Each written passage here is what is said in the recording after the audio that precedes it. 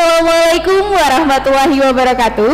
Hai Sobat Semansa, kembali lagi di podcast Semansa Talk bersama saya Siti Nur Ariza Alamase dan rekan saya Dinda Wahyudin Fauzia selaku host pada podcast hari ini. Nah teman-teman, pada kesempatan kali ini kita sudah kedatangan tamu undangan kita, yaitu Bapak Hendra Iskandar MPD, yaitu selaku fasilitator sekolah penggerak dan juga merupakan dosen PJOK Universitas Tadulako. Kepada Bapak, selamat datang di SMA Negeri 1 Biau, Bapak. Oke, mungkin dari Bapak mau perkenalan sedikit terlebih dahulu. Oke, dipersilahkan. Baik, terima kasih. Hai Sobat Semansa semuanya, apa kabar? Ya, jadi tadi saya agak sedikit grogi berbicara dengan gadis-gadis yang cantik, yang pintar.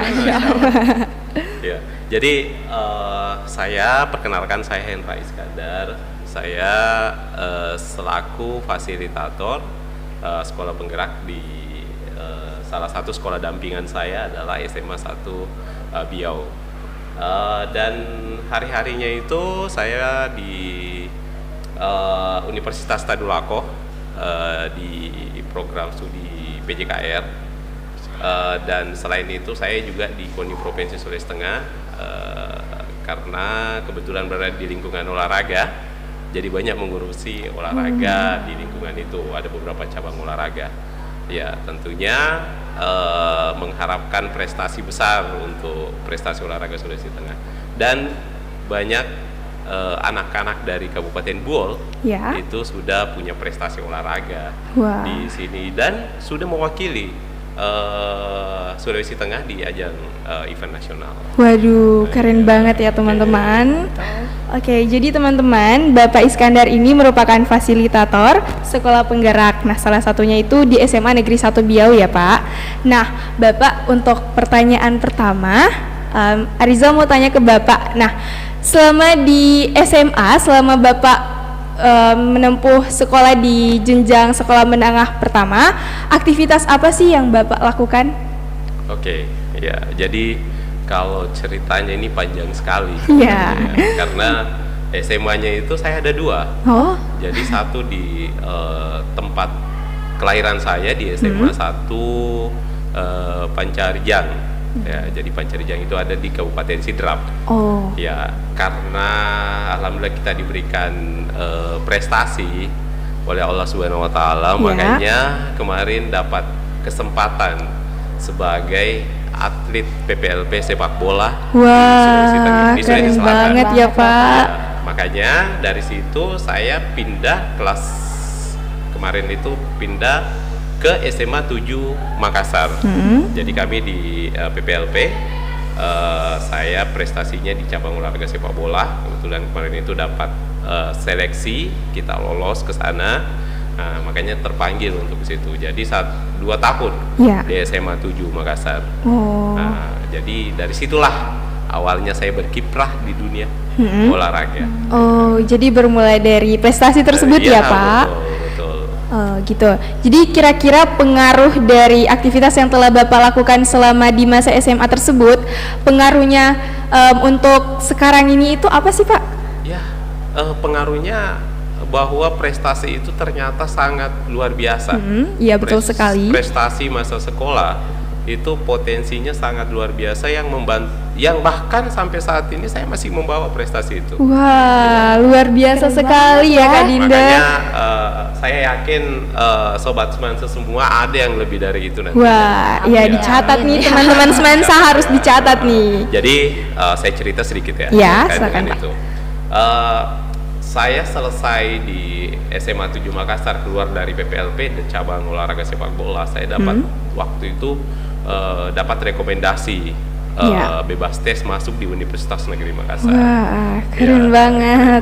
Tapi ada sedikit mungkin saya ingin mencoba bagaimana bermain menjadi atlet sepak bola profesional. Makanya 2 tahun saya habiskan waktu untuk sepak bola profesional. Wah, jadi Kak Dinda, kita keren banget, ini di depan kita sudah ada pemain sepak bola profesional. Waduh, keren banget sih ini. Jadi lanjut 2 tahun saya sudah memanfaatkan rekomendasi itu. Jadi saya lanjut di Universitas Negeri Makassar. Jadi saya ambil jurusan olahraga. Oh Jadi gitu ya di Pak. prodinya Pendidikan Kepelatihan Olahraga. Berjalan 3 tahun 8 bulan, saya selesai 1. Setelah itu saya lanjut lagi S2. Oh Ya, lanjut di S2. magisternya kan. Ya. Nah, setelah itu dari S2 saya ambil jurusan Pendidikan Jasmani dan Olahraga. Nah, maka dari itu setelah lulus saya ke Palu. Akhirnya saya diterima di Universitas Tadulako. Wah. Keren Nah, ya. itulah jadi dosen. perjalanan karirnya, iya. Ya perjalanan Ah. Bapak dari SMA ya Pak. Ya, bahkan sekarang ini bawa mata kuliah sepak bola. Nah, jadi memang Waduh. tidak pernah lepas dari sepak bola. Oh gitu ya. Jadi itulah ceritanya. Wah, keren Oke. banget ya teman-teman semansa. Nah, selanjutnya ke Kak Dinda mungkin. Ya. Mungkin dari cerita tadi minat bakat dari SMA itu sangat berpengaruh sama pekerjaan yang Bapak tekuni sekarang ya. Nah, Iya. dan secara realitanya kita sebagai pelajar ya Arifa Iya. itu masih sangat sulit mencari potensi atau mencari minat bakat yang ada di diri kita. Nah, khususnya saya sebagai kelas 12, saya sekarang sudah kelas 12, saya masih bingung rasanya jurusan kuliah yang saya inginkan itu berubah-ubah tiap harinya. Iya. Nah, adakah dari Bapak saran untuk mencari potensi dan minat bakat untuk kita? Iya. Ya, oke. Jadi pertanyaan ini sangat bagus dan sangat menantang. Iya. Jadi gini, untuk mencari sesuatu yang pas dengan kita itu, kita bawa ke dalam diri kita lagi. Apa sih sebenarnya yang cocok untuk kita geluti saat Iya. itu? Karena sesuatu yang tidak serak dengan hati kita tidak mungkin kan kita melaksanakannya dengan baik, Iya. mengikutinya dengan baik ya. Betul. Makanya saran saya untuk Adinda ya, Ya. Adinda, bahwa apa yang senang kita lakukan, karena kita tahu nih yang dilakukan ini, oh saya senang dengan Iya, ini. iya. Misalnya saya senangnya di olahraga, saya senangnya di hitung menghitung misalnya, Iya. ya. Saya senang di bahasa. Nah, tentunya hal ini kita tinggal memilih. Oh ini loh yang harus. Dengan memilih salah satunya kita harus konsisten.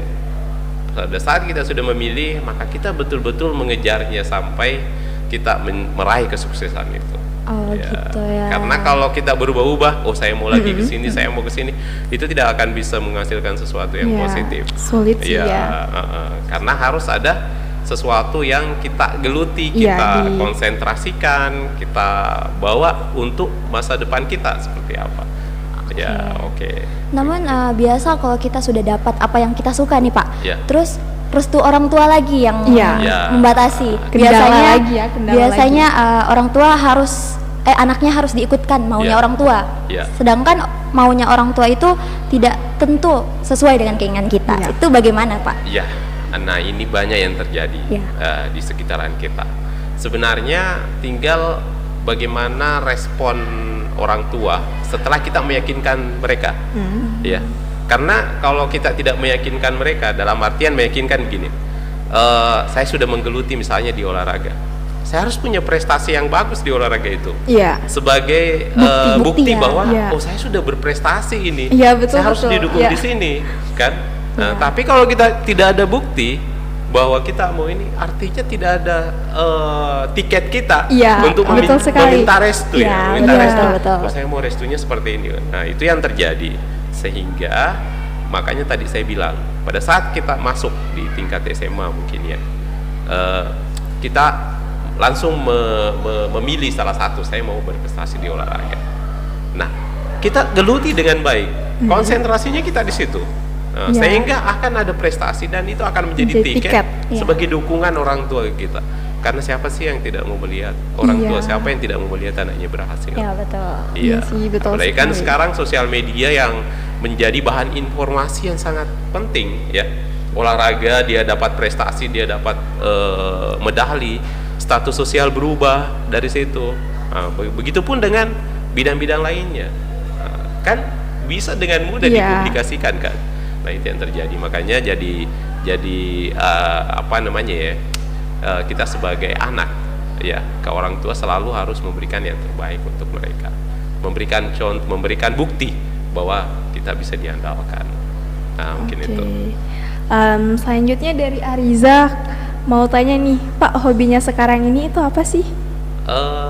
Hobinya masih tetap di Sepak bola ya? Sepak bola. Oh, masih Iya, sampai masih sekarang sampai ya? Konsisten ya? Konsisten banget ya. Iya, betul, Wah, konsisten. bagus banget untuk dicontohi.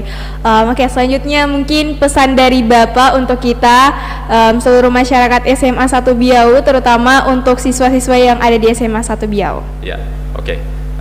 Jadi awal pertama saya masuk ke sekolah ini Iya. di SMA 1 Biau,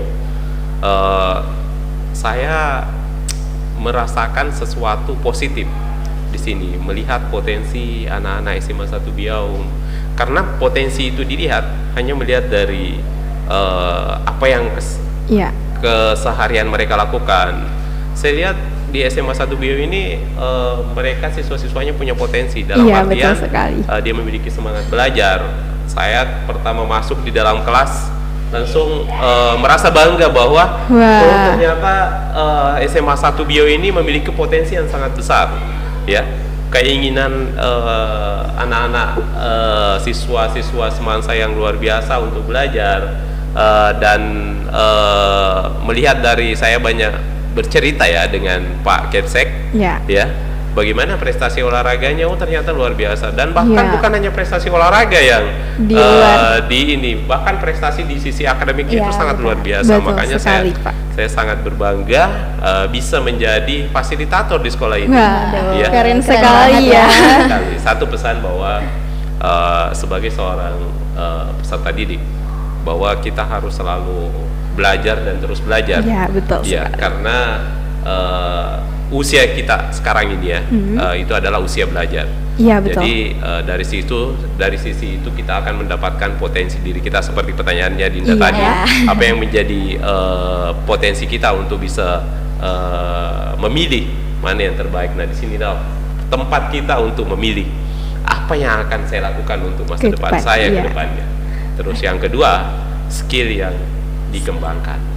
Ya, skill dalam artian ada sesuatu potensi yang bisa Yang- kita kembangkan dalam diri kita, seperti misalnya kita ahli di desain grafis, ya, kita ahli di bahasa, kita menguasai beberapa bahasa. Itu bagian terpenting yang sangat penting saat ini yang kita harus lakukan. Iya. Ya, digitalisasi, kemampuan berbahasa dan kemampuan sosialisasi. Dan yang tak lupa sebagai penopang semuanya adalah doa. Iya, betul sekali Ya. sih, Pak. Ibadah, kita berdoa dan selalu berbakti kepada orang tua. Itu saja mungkin dari saya.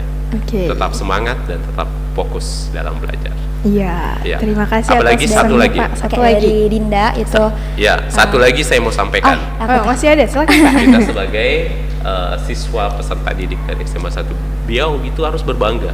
Iya. Kenapa? Karena di sekolah ini penerapan kurikulum merdeka itu sudah diterapkan. Iya, Di betul sekolah-sekolah sekali. lain masih mencari bagaimana sih penerapannya ini. Di sini sudah berjalan 1 Ya, tahun kita lebih. juga sebagai siswa sangat Iya. bersyukur ya karena di SMA Negeri 1 Biau ini telah menetapkan kurikulum merdeka Iya. dan bangga banget sih Pak sama sekolah kita. Ya, sekolah SMA 1 Biau Iya. menjadi unggul karena adanya penerapan kurikulum merdeka. Merdeka. Iya. Iya, betul sekali.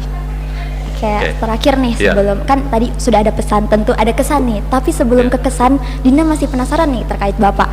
Nah, Bapak sudah berada di titik ini pasti tidak mudah dong, pasti ada Iya. hambatan-hambatan. Sebagai seorang remaja, kita itu pasti pernah merasa terpuruk atau istilah kerennya tuh mental breakdown. Iya. Nah, Iya. dan merasa langsung kayak terpuruk dan tidak mau mencoba lagi. Nah, dari Bapak ada saran-saran untuk terkait itu tidak? Ya, satu saja yang saya selalu gunakan sampai sekarang ini, prinsip hidup ya, bahwa kita harus percaya diri. Iya. Kepercayaan diri itu akan memberikan kita jaminan untuk bisa melakukan sesuatu yang orang lain belum mampu untuk melakukannya, dan Betul sekali sih. merasa bangga dengan kemampuan kita. Ah, Ya, jadi percaya diri, merasa bangga dengan kemampuan kita, dan selalu membawa restu orang tua Iya, dan betul. doa yang selalu kita panjatkan dalam setiap ibadah kita. intinya Itu love ya. yourself ya, love Yes. yourself. Eh, Oke, dan terakhir nih, kesan Bapak terkait kegiatan podcast ini. Ya, Jadi podcast ini adalah sesuatu yang sangat luar biasa di zaman sekarang ini. Ya, betul sekali Bapak. Potensinya memberikan sebagai tempat berbagi informasi. Bagaimana perkembangan sekolah kita saat ini, bagaimana prestasi-prestasi peserta didik kita. Ya, teman-teman kita yang berprestasi harus dimunculkan di sini. Apa sih yang dilakukan sehingga bisa mencapai prestasi ini? Itu kan bagian sebagai praktik baik untuk teman-teman ini. Praktik baik. Iya, bapak-bapak ibu guru harus dipanggil ke sini untuk memberikan kita masukan-masukan, motivasi. Orang-orang sukses di Kabupaten Buol, kita panggil mereka untuk, artinya tempat ini adalah sebagai bahan informasi dan memunculkan potensi yang ada di lingkungan kita. Iya, dan satu, mengasah kemampuan adik-adik ini.